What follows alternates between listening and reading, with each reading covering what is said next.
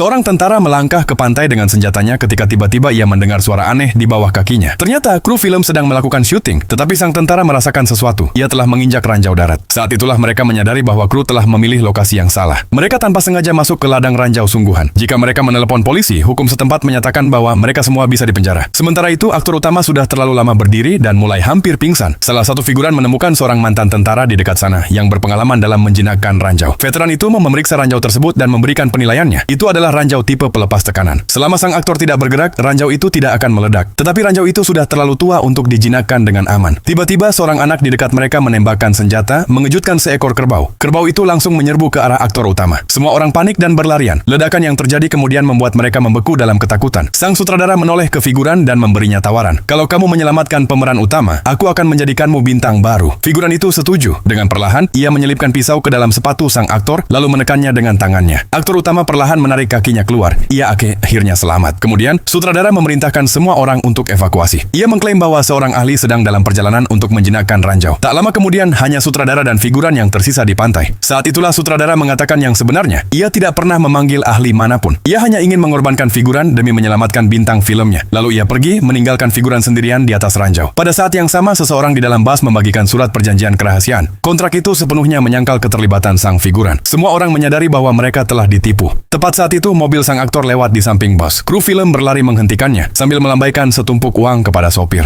Saat kedua kelompok bertemu, ketegangan memuncak. Sang aktor pura-pura peduli, masih mencoba berbohong. Tetapi sutradara membuka pintu mobil dan melempar 2 tas besar berisi uang. Kalau kita semua berpura-pura ini tidak pernah terjadi, katanya. Uang ini untuk kalian. Semua orang terdiam. Mereka ragu. Sementara itu, di pantai, lengan sang figuran mulai gemetar karena terlalu lama menahan tekanan. Ia hampir menyerah. Namun seluruh kru kembali. Mereka memutuskan untuk menyelamatkan teman mereka. Veteran itu juga kembali. Ia mengatakan kepada mereka untuk menggali lubang dalam dan menyiapkan karung pasir di sekelilingnya. Saat malam tiba, mereka bekerja cepat menempatkan karung pasir di sekitar ranjau. Air pasang mulai naik, mengancam membanjiri pantai. Mereka bergandengan tangan membentuk dinding untuk menahan air. Mereka mengisi karung pasir dengan cepat. Pada momen krusial, teknisi pencahayaan menggunakan kotak lampu untuk menahan ledakan agar tidak mengenai kelompok itu. Akhirnya, lubang berhasil diisi. Figuran itu perlahan melepaskan tekanannya. Tepat saat semua orang hendak merayakan, karung pasir bergeser. Ledakan besar terjadi di dalam kotak lampu. Namun semua orang sudah berlindung di balik karung-karung pasir. Mereka selamat. Ketika mereka melihat sang figuran juga selamat, aktor utama berjalan ke pantai dan pura-pura peduli. Tetapi figuran itu langsung meninju wajahnya. Kru film pun naik ke bus untuk pulang. Di dalam bus, sang aktor yang marah-marah berteriak kepada asistennya,